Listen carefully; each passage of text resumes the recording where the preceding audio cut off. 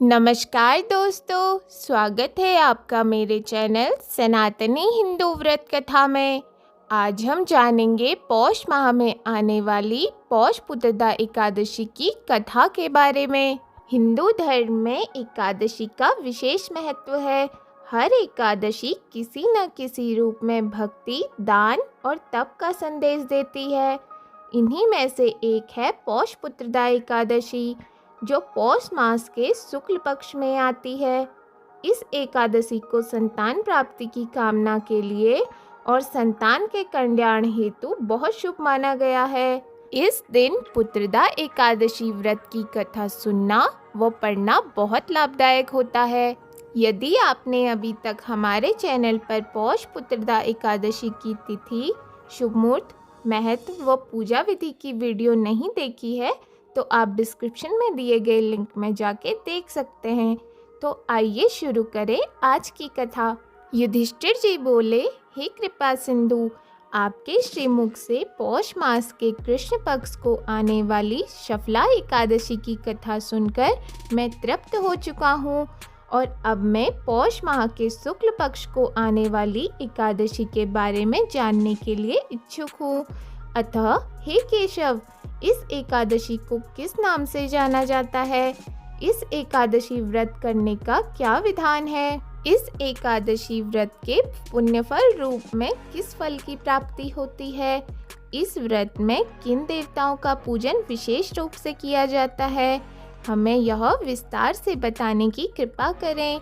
श्री कृष्ण कहते हैं, हे राजन, पौष माह के शुक्ल पक्ष को आने वाली एकादशी को पौष पुत्रदा एकादशी के नाम से जाना जाता है। इस व्रत में भी भगवान श्री हरि विष्णु की ही पूजा उपासना की जाती है। इस नश्वर संसार में मनुष्य की सभी मनोकामनाओं को सिद्ध करने वाला पुत्रदा एकादशी के अतिरिक्त कोई और दूजा व्रत नहीं है। इस व्रत का अनुष्ठान पूर्ण विधि विधान के साथ किया जाना चाहिए। इस व्रत के पुण्य फल से मनुष्य विद्वान, तपस्वी और धनवान होता है। अब मैं तुम्हें इस एकादशी व्रत की एक रोचक कथा सुनाने जा रहा हूँ, अतः तुम उसे पूरे ध्यानपूर्वक सुनना। प्राचीन काल में भद्रावती नामक नगरी में सुकेतुमान नामक राजा राज्य करता था। वह संतान सुख से वंचित था। उसकी भार्या का नाम शैव्या था। वह भी संतान सुख की लालसा में अत्यंत चिंतित रहा करती थी। राजा को अब धन धान्य, स्त्री, बांधव, राजा, वैभव, इन सब में से किसी में भी सुख की अनुभूति प्राप्त नहीं हो रही थी। राजा के पितर भी रो रो कर पिंड का स्वीकार किया करते। उन्हें भी अब यह चिंता रहती थी कि अब इसके बाद हमें कौन पिंडदान करेगा। राजा अब सदैव यही चिंता में रहता कि मेरी मृत्यु के पश्चात कौन मुझे पिंडदान देगा। बगैर पुत्र के देवताओं और पितरों का ऋण कैसे चुका पाऊंगा। जिस घर में पुत्र ना हो उस घर में सदैव अंधकार निवास करता है। अतः संतान प्राप्ति हेतु सदैव प्रयत्नशील रहना चाहिए। राजा अब पुत्र प्राप्ति हेतु सदैव चिंता में रहने लगे। जिनके घर में पुत्र की प्राप्ति होती है वह धन्य है। उनको इस लोक में यश और परलोक में शांति की प्राप्ति होती है। अतः उनके दोनों लोक सुधर जाते हैं। पूर्व जन्म के कर्म के फल स्वरूप ही मनुष्य इस जन्म में धनवान और पुत्रवान बनता है। निसंतान राजा ने हताशा में एक समय अपना देह त्यागने का निर्णय ले लिया, किंतु आत्महत्या सबसे बड़ा पाप होने के कारण उन्होंने अपने निर्णय को बदल दिया। एक दिन राजा अपनी इस चिंता में वन की ओर शांति की खोज में निकल पड़ा और मार्ग में आने वाले पेड़, पौधे, पशु, पक्षियों को देखने लगा। उसने देखा वन में मृग, सिंह, सुअर, सर्प, बंदर, भालू आदि सब भ्रमण कर रहे हैं। हाथी अपने शिशु और हाथिनी के साथ वन में विचर रहे हैं। कहीं पर राजा को गीदड़ के स्वर सुनाई पड़ रहे थे तो कहीं पर उल्लू अपने तीक्ष्ण स्वर में कुछ कह रहे थे। राजा वन में विचरते विचरते यही सब दृश्य देखता हुआ सोच विचार में पड़ गया। देखते ही देखते आधा दिन बीत गया था। वह सोचने लगे, मैंने पुत्र प्राप्ति हेतु कई यज्ञ किए, ब्राह्मणों को स्वादिष्ट भोजन खिलाकर तृप्त किया, किंतु फिर भी उन्हें संतान सुख की प्राप्ति ना हुई। आखिर क्यों ऐसा उनके साथ हो रहा था, वे समझ नहीं पा रहे थे।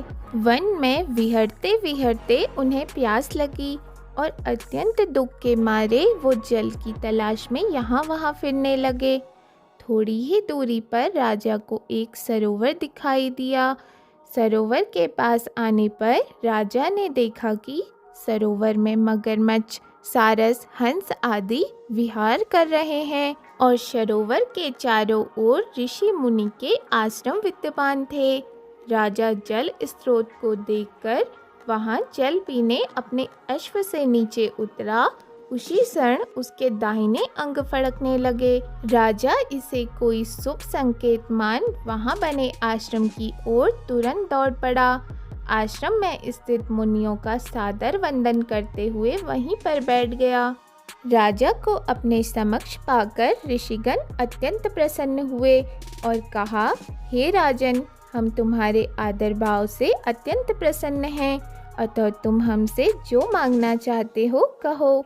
राजा बोले, हे मुनिश्रेष्ठ, आप कौन हैं और यहाँ किस प्रयोजन से आए हुए हैं, कृपा कर मुझे बताइए। ऋषिगण बोले, हे राजन, आज संतान सुख प्रदान करने वाली पुत्रदा एकादशी का पर्व है। हम सभी ऋषिगण ऋषभ देव हैं और इस पावन सरोवर में स्नान करने हेतु यहाँ आए हैं। यह सुनकर राजा अत्यंत हर्षित हो उठे और कहा, हे भूदेव, मुझे भी कोई संतान नहीं है। यदि आप मेरे स्वभाव से प्रसन्न हैं तो मुझे एक पुत्र प्राप्ति का वरदान दें। ऋषिगण बोले, हे राजन, आज संतान सुख प्रदान करने वाली पुत्रदा एकादशी है, अतः आप अवश्य ही इस एकादशी का व्रत रखें। आपको निश्चित रूप से पुत्र प्राप्ति होगी। मुनि के वचनों से प्रभावित होकर राजा ने उसी दिन एकादशी का व्रत किया और अगले दिन द्वादशी तिथि को व्रत का पारण कर व्रत का समापन किया। इसके पश्चात सब मुनियों को प्रणाम कर उनका आशीर्वाद ग्रहण करके वह पुनः अपने महल में आ गया। व्रत के प्रभाव से कुछ ही माह में महारानी ने गर्भ धारण किया और 9 माह की अवधि समाप्त होते ही उन्हें एक पुत्र रत्न की प्राप्ति हुई।